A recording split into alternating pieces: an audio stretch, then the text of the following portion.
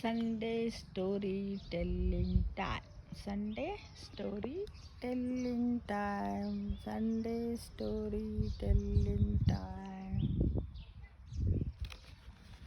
ఏంటంటే సండే నిజాయితీకి పట్టం. నిజాయితీని ఇంగ్లీష్లో ఏమంటారు? హానెస్ట్.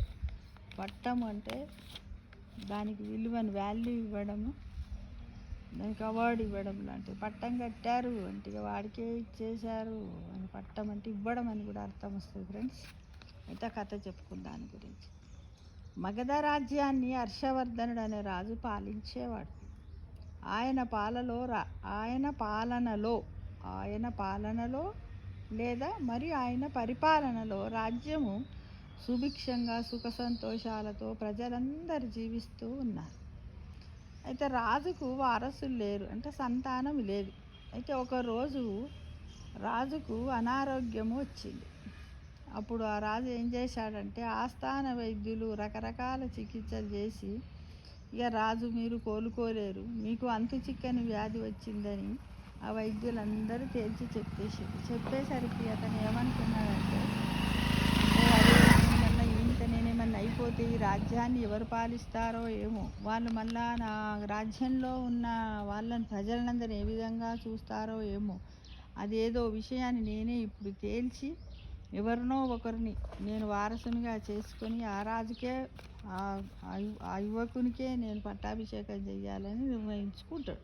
యువరాజుని నేనే ఎన్నుకోవాలని అనుకొని మరునాడే రాజ్యం లోపల ఏంటంటే దండోర అంటే అందరికీ తెలుసు, దప్పులతోటి కొట్టుకుంటా ఎలాంటి ఇప్పుడు ఒక్కొక్కసారి ఉంటాయి చూడండి, అందరు ఇట్లా పిల్లలందరికీ పోలియో డ్రాప్స్లు వేస్తారు, రేపు 9-10 గంటల వరకు గ్రామ పంచాయతీ దగ్గర రావాలి, డాక్టర్లు సిస్టర్లు హోయ్ అంటారు, అలా వేసేదాన్ని దండోర అంటారు. అంటే ఊర్లో వాడవాడ తిరుగుతూ ఈ విధంగా దప్పులతోటి అరుస్తూ వాడవాడ దండోర వేస్తూ ఉంటారు. అంటే అప్పుడు ఏంటంటే ఈ దండోర వల్ల ఉపయోగాలు ఏంటంటే లోపల ఉన్న వాళ్ళు కూడా బయటకు వచ్చి ఏమో చెప్తున్నాడు అని వచ్చి వింటారు. రేషన్ వస్తే కూడా అంతే, ఊళ్ళే రేషన్ షాపులో చక్కెర వచ్చింది, బియ్యం వచ్చింది, తీసుకుపోమ్మంటుండో అని చెప్తారు. ఆ విధంగా దండోరకు అర్థం.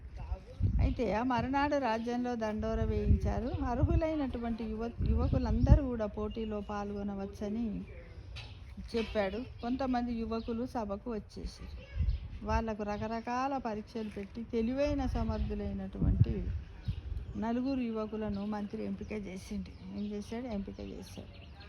వారిలో ఒకరిని ఎంపిక చేసే బాధ్యతను ఎవరికి ఇచ్చాడు? రాజు మంత్రికి అప్పచెప్పాడు. పరీక్షలు పెట్టిన తర్వాత యువకులను మంత్రికి చెప్పాడు, ఇగో ఇలాంటి ఇప్పుడు అంటాం కదా, ఇప్పుడు ఎగ్జామినర్ పెట్టి ఎగ్జామ్స్ రాయించిన తర్వాత స్కూల్లో అయితే మనం పేపర్లు ఇస్తాం, లేకపోతే ఇప్పుడు 10th ఇంటర్మీడియట్ ఎస్ఎస్సి అయితే వేరే సెంటర్స్కి వెళ్ళిపోతాయి కదా. అదేవిధంగా రాజు అక్కడికి వచ్చిన వాళ్ళందరికీ పరీక్ష తీసుకొని దాంట్లో నువ్వు చూడు పరీక్ష అయిన వాళ్ళు ఎంతమందో అందులో పాస్ అయిన వాళ్ళని చెప్పాడు. ఎవరికి? మంత్రికి అప్పగించాడు ఆ బాధ్యత. ఆ మంత్రి అందరిని చూసి అందులో నుంచి 4 ఎన్నుకొని తనే ఫైనల్ చేయకుండా ఏం చేశాడు, వారిలో ఒకరిని ఎంపిక చేసే బాధ్యతను రాజుకే వదిలేసిండు.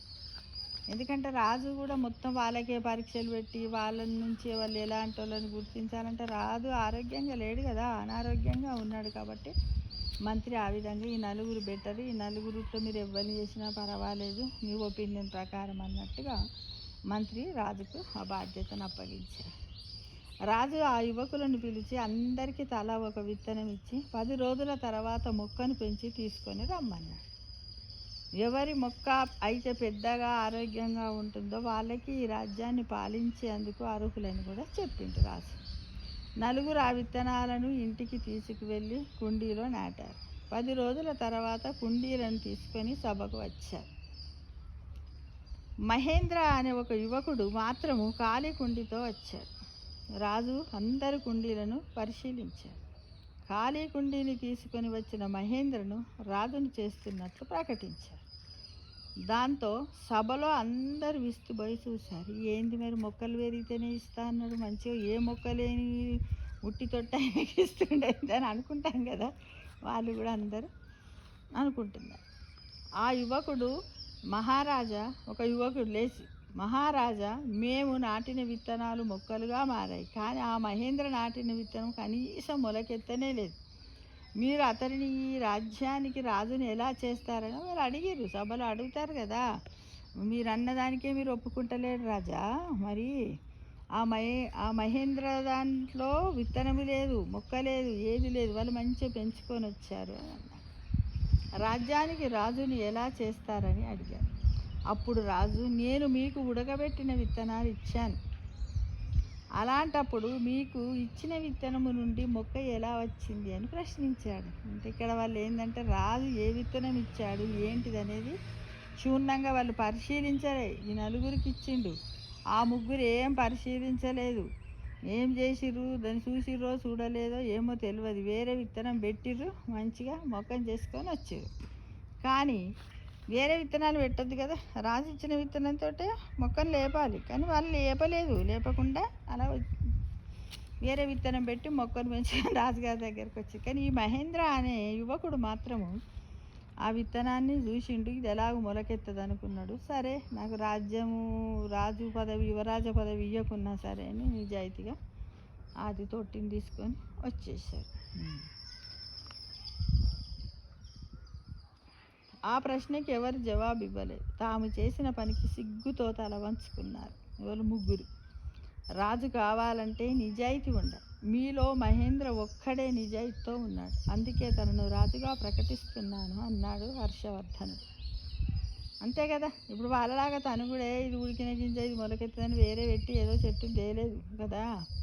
తర్వాత కొంతకాలానికి హర్షవర్ధనుడు చనిపోయాడు. చాలా కాలం పాటు మహేంద్ర నిజాయితీగా రాజ్యాన్ని పాలించాడు.